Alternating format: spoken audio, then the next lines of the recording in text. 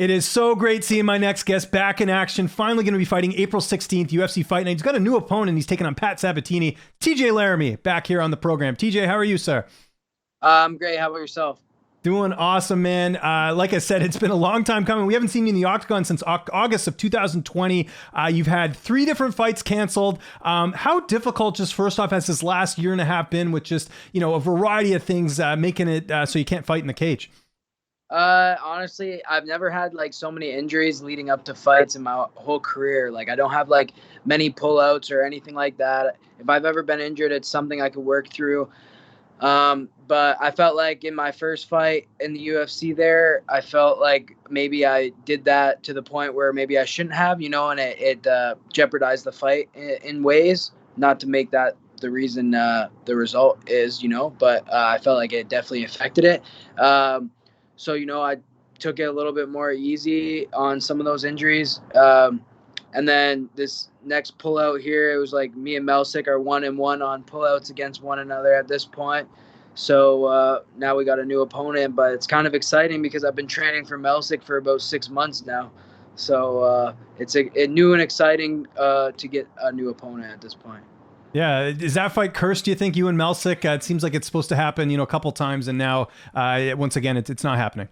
I'm sure we'll meet down the line. I really think he's a great fighter.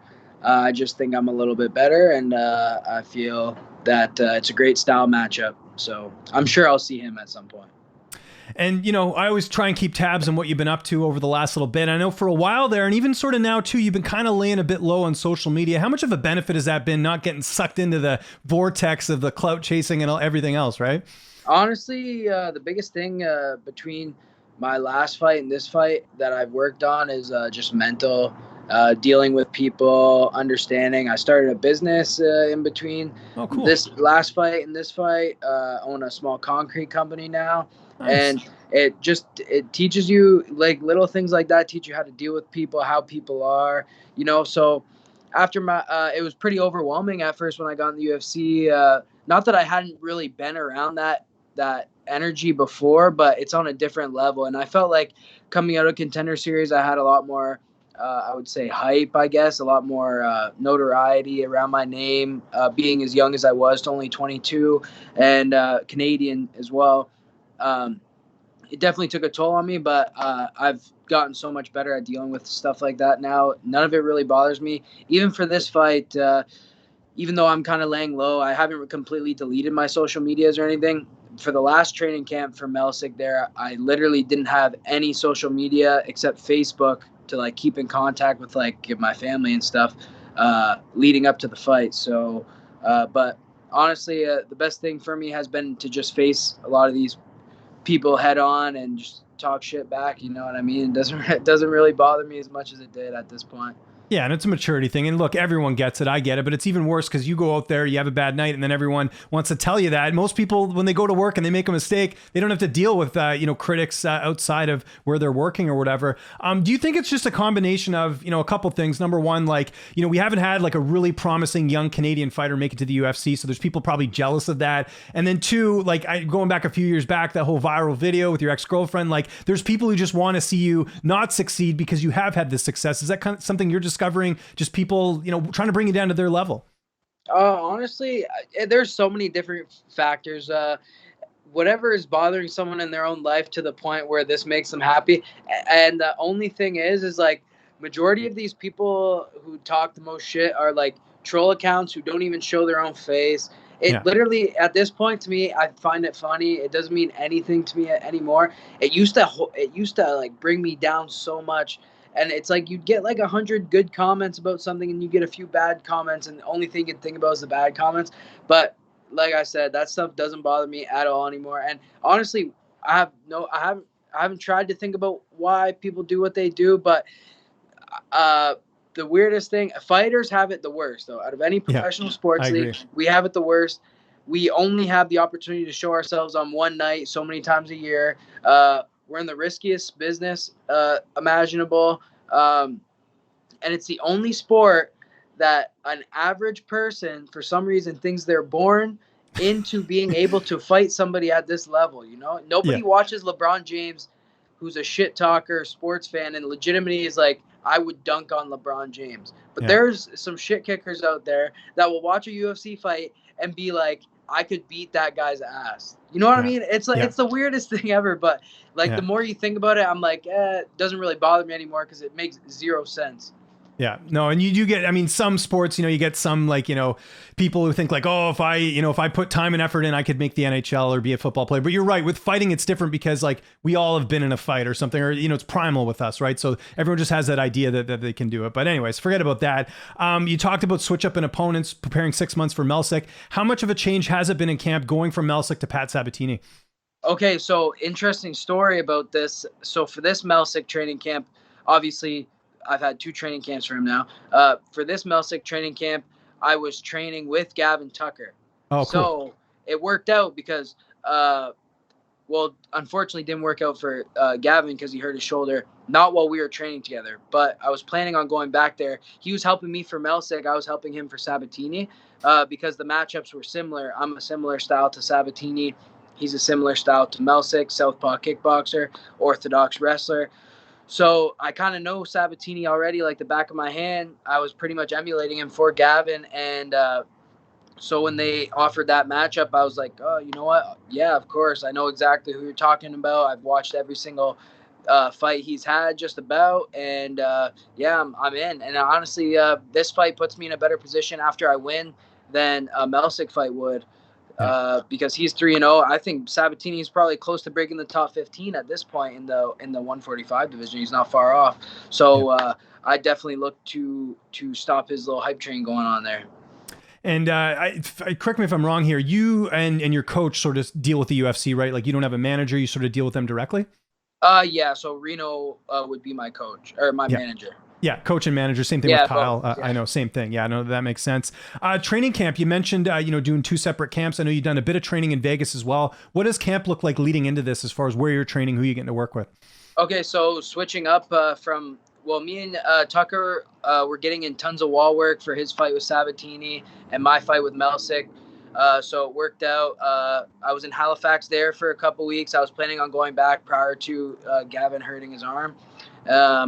And then now I'm here in Toronto, and then I've been going to Niagara. So I'm probably going to spend the next couple weeks just going back and forth between Windsor and Niagara here to get some wrestling looks and more of that kind of look. People trying to take me down because honestly, Sabatini's got one major weapon, which is his top control and takedowns. He's a decent submission guy, but I've been training in Toledo, Ohio with Dante Leon, and he's the greatest Canadian grappler of all time, is Dante. And I get the benefit to train with him anytime I want. So training with guys like that on a regular basis, my grappling has just gotten so much better than it already was. My confidence has grown. I really feel like I have a solid team over there in Ohio. Guys that help me out, watch me work. Dante has been watching the fights and breaking Sabatini's game down. There's not a thing, a box that's going to go unchecked for this fight. That's great. And I know also in the past you've done some training in Vegas. I think that was for the first Melsick fight you were down there, right? So for the first Melsick fight, actually, I did most of my training in Michigan and Ohio as well. But for my previous fights, the Contender Series fight, my first UFC fight, I was all in Vegas. But this time around, I kind of kept it a little bit more local. And so I've just been able to cross the border every day. That's mainly what it was when border restrictions relaxed slightly. Oh, telling me, man. Oh, geez. So tough to get over. So I've been able to, luckily, be able to cross back and forth quite easily. Oh, that's awesome. And when you say Niagara, are you going to Niagara Top Team or are you just working up there? Because I know that's the big gym up there. Niagara Top Team. So Anthony Romero and those guys over there and stuff? Yep. So, Romero's a great look for Sabatini. I feel like because Romero's got some good wall work, and so is Zach Powell. They're about the same height. So it all works out. These are 2 great bodies and many other great bodies I can work with for this fight. It's just such a drastic style change between Melsick, who's a pure southpaw kickboxer, and now I'm fighting a pure grappling orthodox guy. Yeah, no, very, very true. And just sort of last thing on camp, I got to bring him up because, we always talk about him. Your brother, Tony Laramie, I know he was hurt going into the LFA debut. He looked great in that fight. Any update about him? So planning to get him on an LFA card in May. It's looking like May 6th at this point. So just a few weeks after my fight, and then yeah. So he's probably only 1 or 2 fights away from getting a bigger call up. I don't really see. I see some MMA, even specifically Canadian MMA sites, saying that he's not fighting the best guys. There's not another 125er that I know that's fighting better records or better guys than he is currently. You can take a knock at his age, whatever, but he's on a 4-fight win streak, and he's absolutely dominated every single fight he's been in against good guys. So I have no clue why people like to say that, but he'll get a good matchup. We have 2 names that he could possibly fight, so nothing's official yet, but yeah, he's real close, so I'm excited for that too. And I couldn't believe the UFC told him he needed more fights to go in Contender Series. He's got more fights than some guys that make it to the UFC, you know. So I don't know about that. Nothing really makes it. It is. It's a popularity contest in a lot of ways, but at the same time, the biggest thing with MMA that I've even realized myself is like you can't really rush it. Everybody's on a different path to getting there, and it doesn't really matter your age. Doesn't mean anything. I mean, there is a small point where you're getting up there and it's time to retire, but everybody's fight years are totally different, right? So whether you get in at 24, 25, 26, even some people getting in at 30, 32, everybody has a different path here. So like, you know, I try to just let them know that, like, just take your time. Let's win these fights, and you're gonna see greatness eventually at some point in your career. And that was something I feel like I made a mistake of. Like I was like, oh, when I was like 17 fighting pro, it's like, oh, if I'm not in the UFC by the time I'm 19, I suck. You know what I mean? I'm this, I'm that. But my mentality is completely changed because everybody has a different path. Yeah. No, very well said. On that note, who's going to be making the trip with you as far as your corner? Okay, so Gavin, I believe, is already in Vegas, so I think he's going to be in my corner as well. And then I got Reno and Dante Leon will be in my corner. How's this fight playing out April 16th? I'm going to shut down Sabatini. He's not going to be able to take me down. That's a guarantee, and he already knows he can't strike me. I'm too quick on the feet, and my boxing is too good for him. So, yeah, he's going to just be struggling with takedowns and getting boxed up. We talked about the layoff and everything going into the fight. You want a quick turnaround after this one? Again, not looking past Pat Sabatini, but I'm sure you'd like to get a couple fights in this year just to, you know, keep momentum going. Yeah, I would like to fight probably early fall after this fight. Yeah, I would not like to sit on the shelf for as long. This is the longest I've ever not competed in my whole life. So I would like to get right back in there and get my name in the mix and, you know, make some money, you know, mainly. Yeah, no, for sure. Speaking of money, tell me how this business came together and how's it managing people? Because, you know, you're still a pretty young guy and you own your own business. I think that's awesome. So, you know, throughout the years here, I've gotten some experience with the concrete work through actually another fighter, Ali Mokdad. I know Ali. Yeah, I saw him fight in Bellator years ago when they used to do the cards at Casino Rama. Yeah, he's fought guys like Misha, Elias. So he owns a concrete company, and I kind of learned a little bit of stuff from him, and then just went on my own, started doing my own little jobs, and built up from there. And it was a pretty successful first season. And from there, you know, it's kind of grown and work out all the kinks. The first season, you know, as a younger business owner, you learn a lot. The first little bit, there's going to be mistakes, and there's going to be a lot of business new things you learn. So I'm excited for what this next little bit's going to have to offer. Obviously, I want to focus on my fight career, but because I was injured and stuff, it allowed me to explore other areas of my life here. And something you referenced earlier, working with Gavin Tucker, how did that come together? Was there some sort of connection between you two? Like, how did you start training with him? So, I mean, it's always tough to find someone who's like super, like a Melsick fight is a super specific fight. Mm-hmm. It's a southpaw kickboxer who likes to throw his left hand and his left kick, nothing really else. He doesn't really have anything other special areas. So Tucker's like Melsick with like way more skills. And Tucker's a smart enough fighter where it's like he can emulate someone for you. He's he breaks fights down very well, so he knows his stuff about this stuff. And it worked out because he got booked against Sabatini, and my style is similar to Sabatini. So I just shot him a message. I'm like, hey man, and we've already kind of been like chatting it up before a little bit, and then so it worked out. We just I went over there to Halifax and got some great work in and learned a lot.